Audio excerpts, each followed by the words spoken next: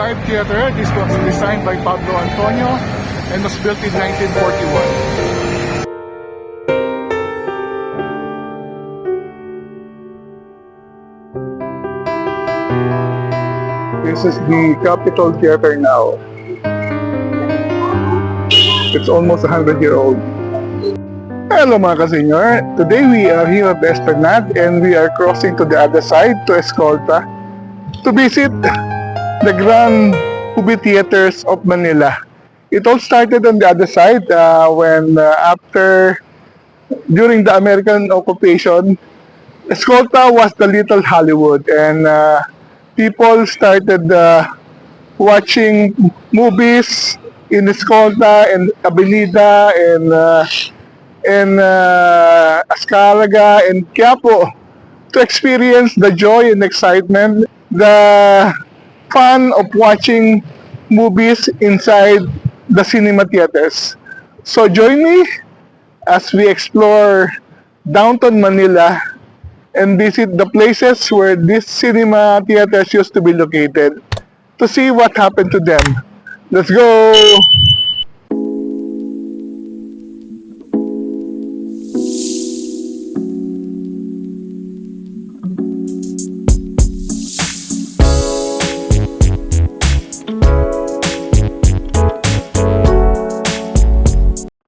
I remember during my university years at UST, I used to walk from España, Moraita, Recto, Avenida, Escolta, and finally this Jones Bridge just to watch movies maybe once or twice a month. Movies were my favorite pastime. It took me to places that I never been to, like Africa or India or the UK. So it allowed me to travel even at the confine of inside the darkness of the cinema. So I enjoy watching movies here in downtown Manila. That was the time before the malls started having movie theaters inside the building. But it was fun at that time, and those were great cinema houses here in Minnesota, Avenida, Quiapo, and I'd like to see them again. So join me as we take this nostalgic trip of visiting the movie houses that were part of my student years and part of me enjoying the movies. So before we start and take you to these movie theaters, I'd like to show you how Manila looked like during the golden years of cinema. The movie houses, the theaters, the actors and actresses that made the movies worth going to.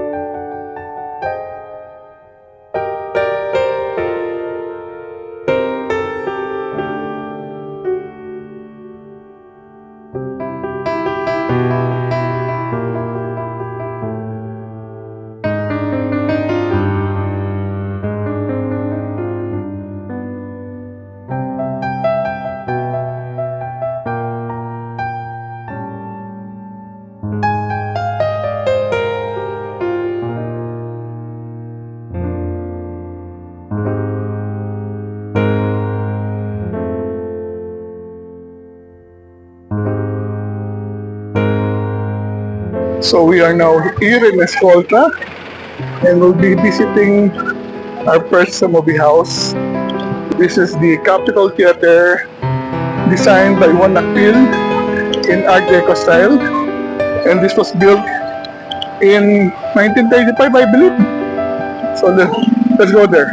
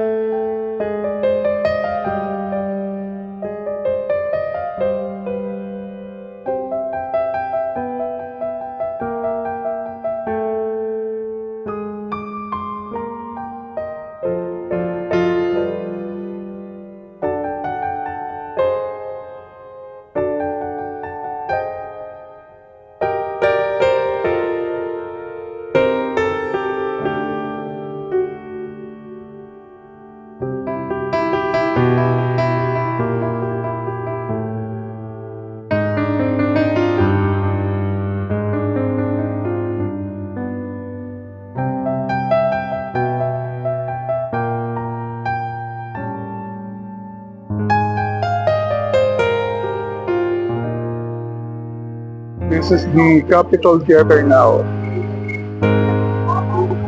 It's almost 100-year-old.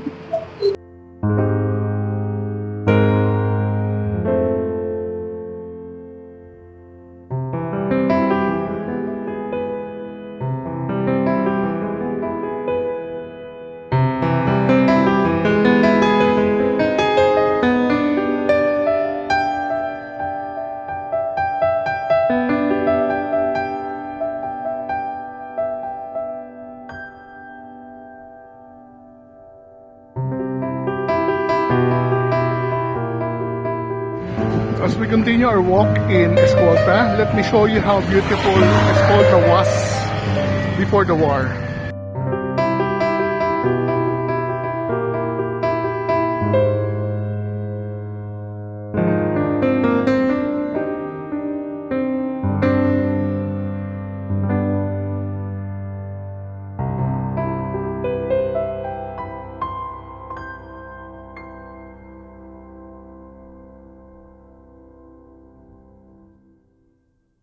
And now, this is how Escolta look like now. We still have some old buildings, but the old cinemas are all gone. Our next destination is Lyric Theater. It's located around this area.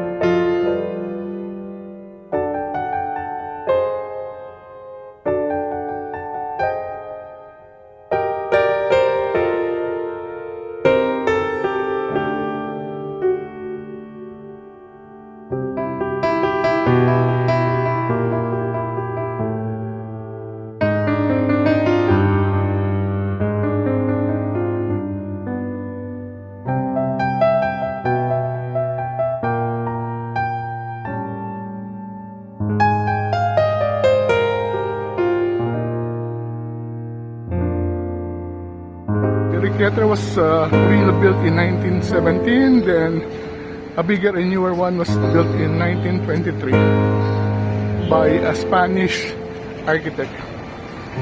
So this is where the Lyric Theater used to be located.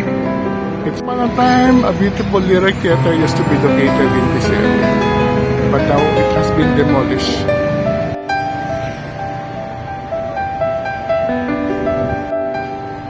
Still walking on Escolta.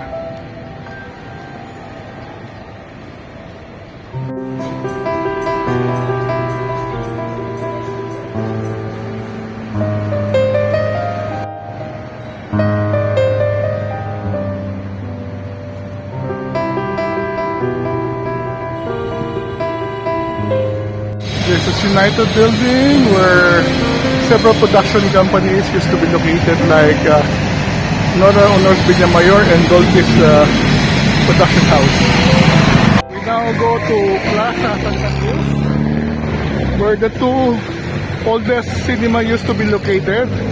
We have the Astor and the Tivoli Savoy. They're in between the Montepedad building. It's right here. So I'm going to show you where they used to be located.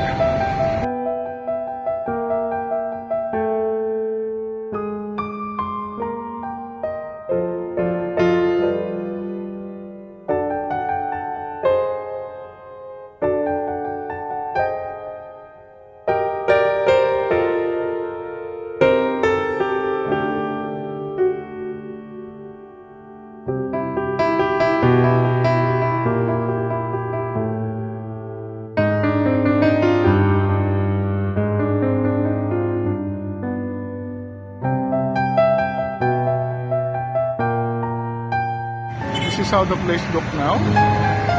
So where Astor and Tivoli Savoy used to be located.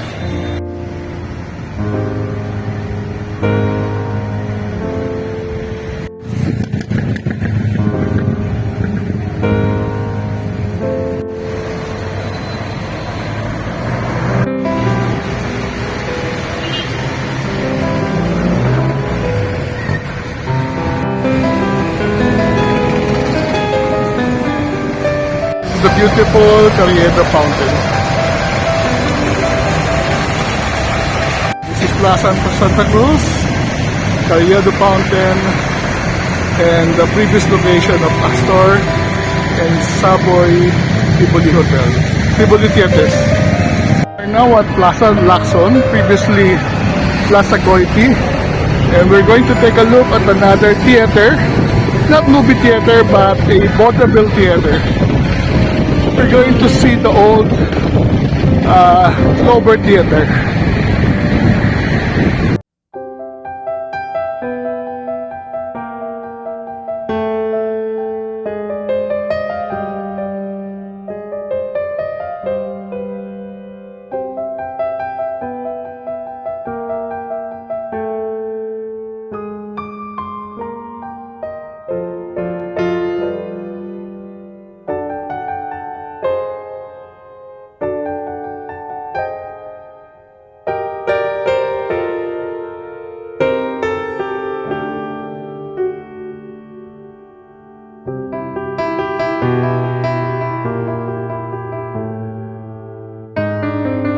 This is now what used to be the old Clover Theater.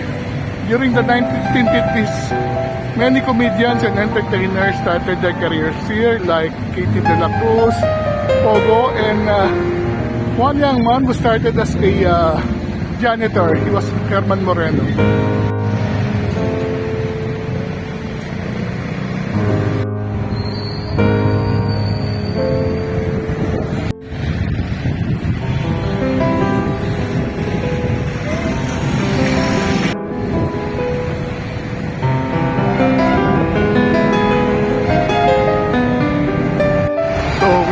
Walk to Avenida. This is how, let me show you how beautiful this place was, especially at night, during the 1950s, 60s, before LRT was constructed.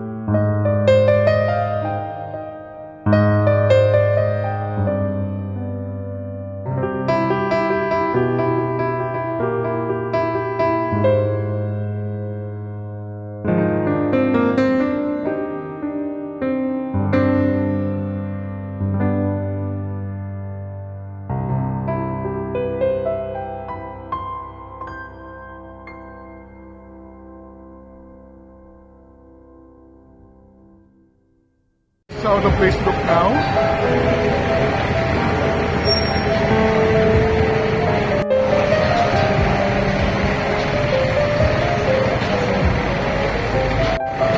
Let's walk to Avenida.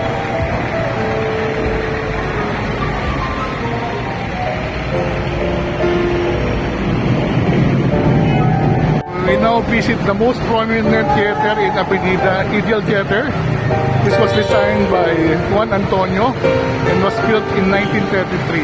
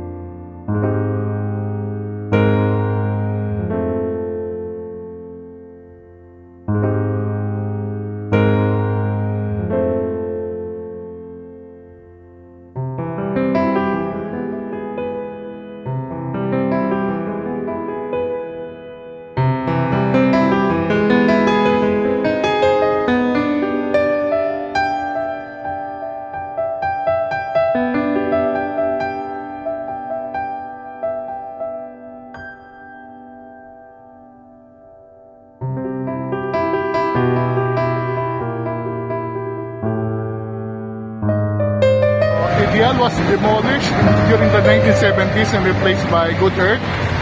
Now it's pure gold. Front of the old Good Earth Plaza.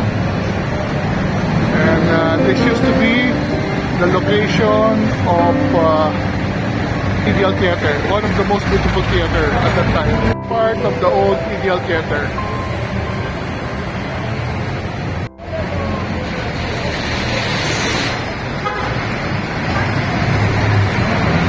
This is State Theater, designed by Juan Nakpil and built around 1935.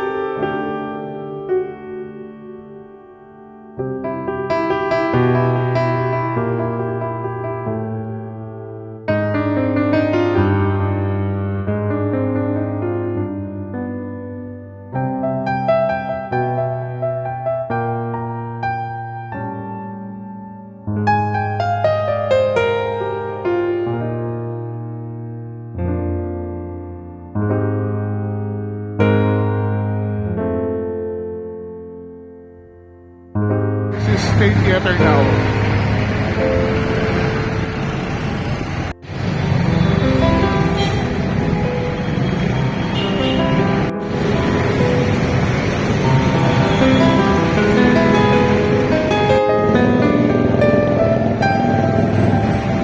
This is the Ever Theater, designed by Juan Nakpil post-war. It's a fine example of Gropius Bauhaus design. And this was opened around 1954.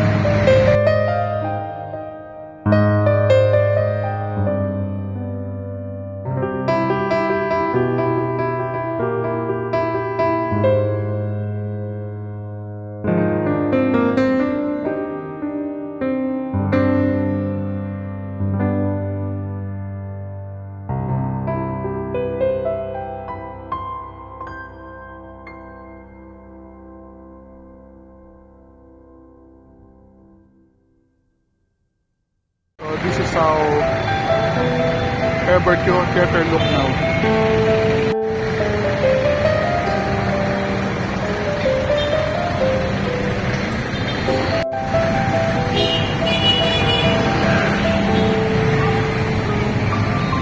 Next is the old Dalisay Theater, which used to show movies made by LBN Picture.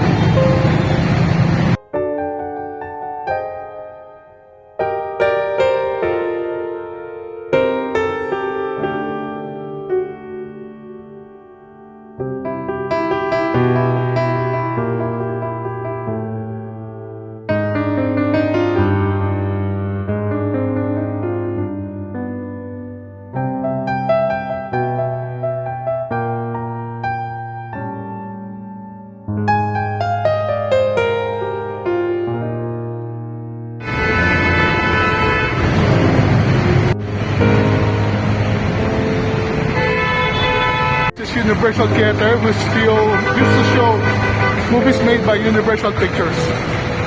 So this is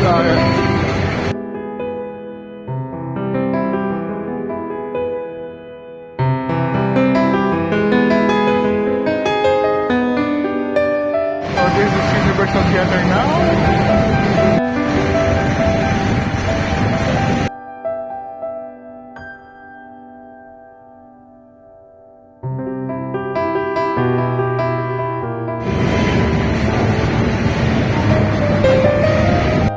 Next are twin cinema houses of Lords and Janet.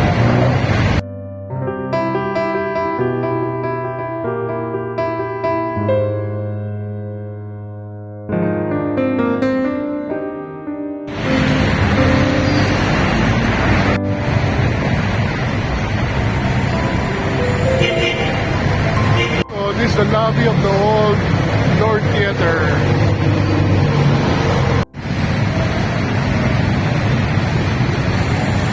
The old Avenue Theater. So I believe this is the location of the Avenue Theater.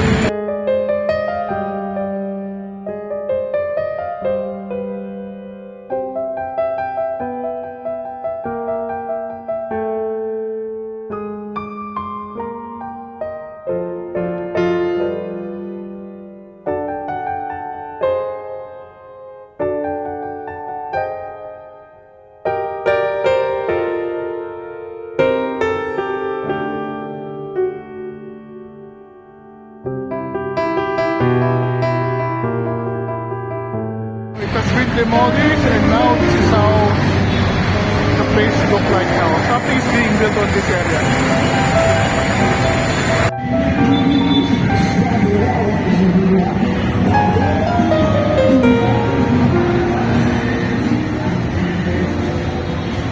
Next is the Galaxy Theater, one of the biggest and most beautiful theater during its time.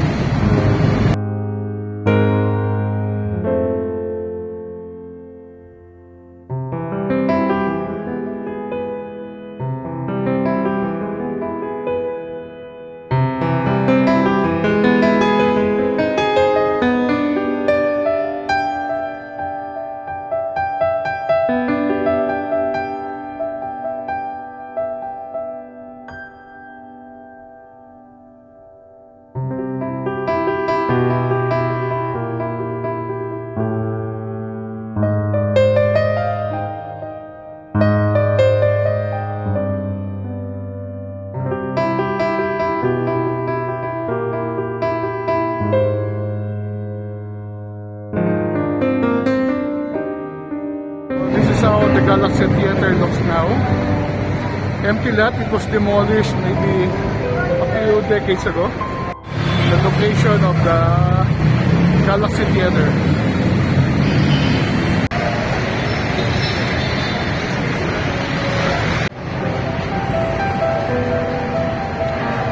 This is also another beautiful cinema. I don't know. Let's find out what cinema is this one. Very nice ceiling design.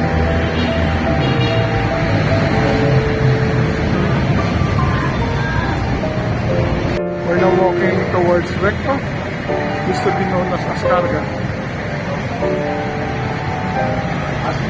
What used to be the old Odeon Theater. So this is Odeon Theater now.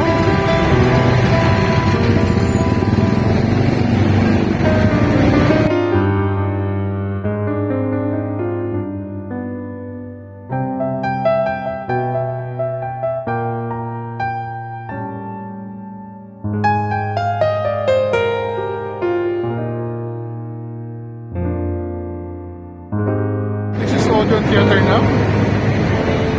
It's now a terminal mall.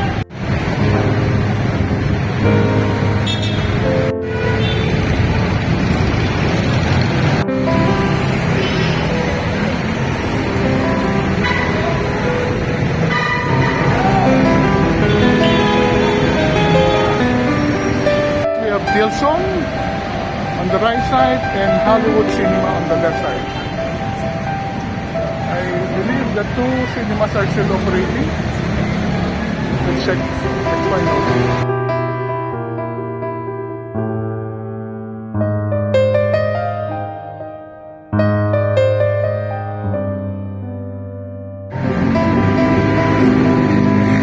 On the right is Dilson Cinema.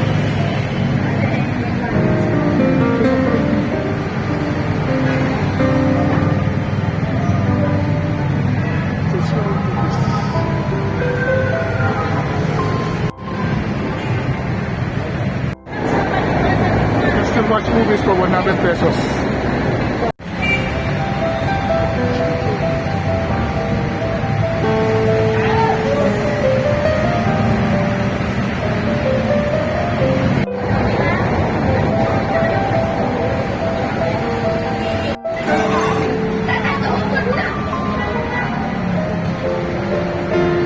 This is the old Hollywood Cinema, and I believe this is already closed. Sarado na siya. Next is the Roman Super Cinerama at the corner of Quezon Boulevard and Recto.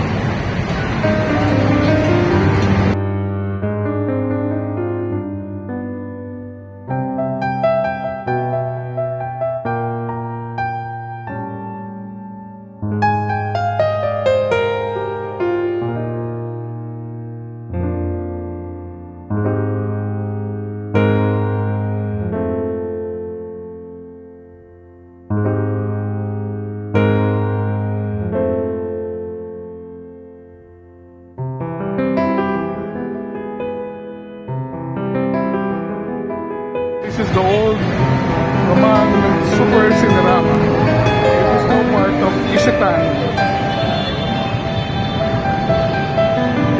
This used to be the entrance to the cinema. It's now Isitan Department Store.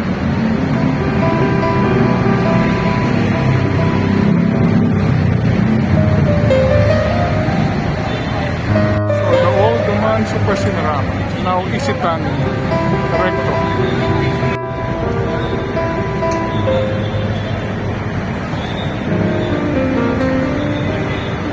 We're now in Quezon Boulevard. This is the Quiapo underpass. I'd like to show you how this place looks like in the past.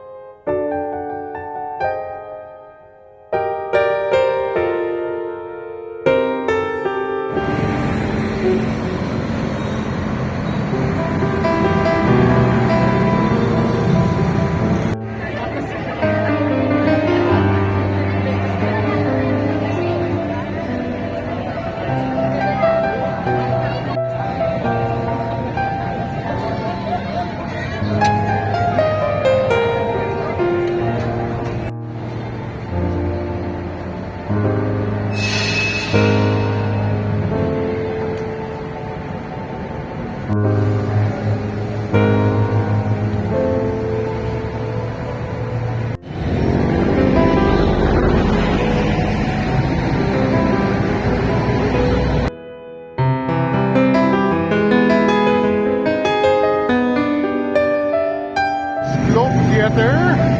This is in the corner of Taon and Quezon Boulevard.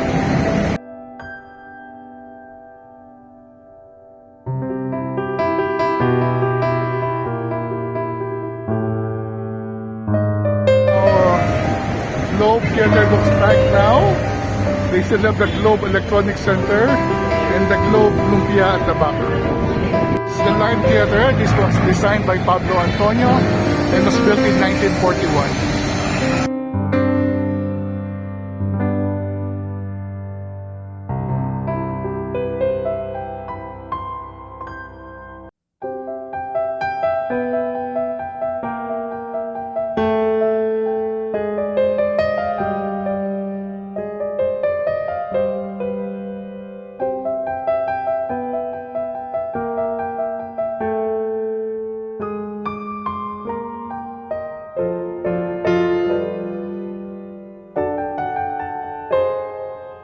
So this is how Live Theater looks like now. It's now being built with a condominium on top. All the structure is still there, but only the facade. I'm not sure if they still maintain the inside of the cinema.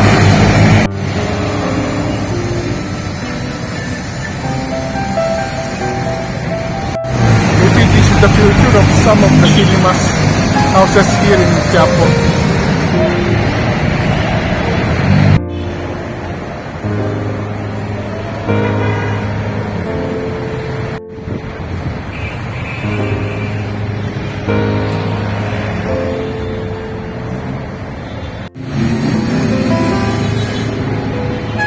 Live Theater, which was built in 1939 and designed by Araneta.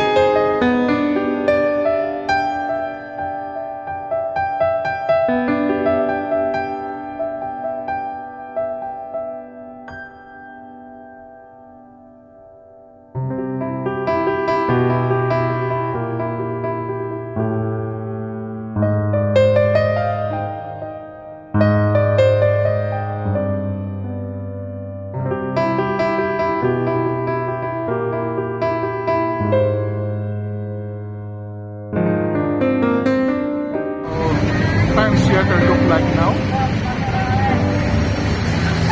So Times Theater look like now?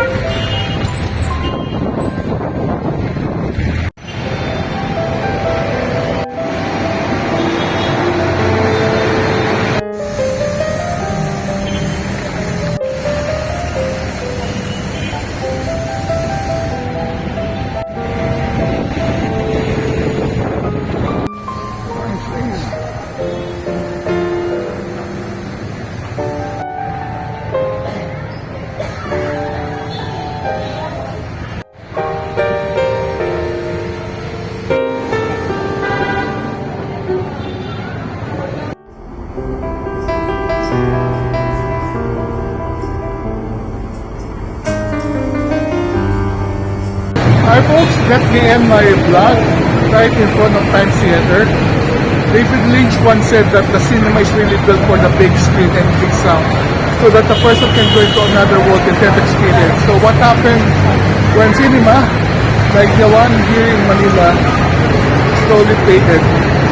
So I think there's so many reasons why we saw many of the cinemas already closed in Manila. Probably the opening of mall cinemas, which made it more convenient for people to watch cinema and shop at the same time. Or maybe the perspective of the LRT. But or maybe now, because of the maybe DVD, even pirated DVD, maybe Netflix, it becomes more convenient to simply watch movies inside your house. But I think the experience is quite different. You have to be inside the cinema with hundreds or thousands of people who laugh at you, together with you, try together with you and fall in love together you. So I believe the experience will still be different. So I don't think we will be able to see the beauty of the old cinema in Manila, but just the same, it's good that we were able to go around and see them for ourselves just for the nostalgic trip. I hope that some will be reconstructed and demolished like most of the cinemas. So because cinema is a very important tool to take us away from reality. It's a form of escapism. In my case, it took me to so many places and inspired me to travel. So with that, I'd like to thank you very much for joining me in this cinema tour of Manila. Travel while you can. Thank you for watching. And like what they say in the movie, this is the end of the cinema.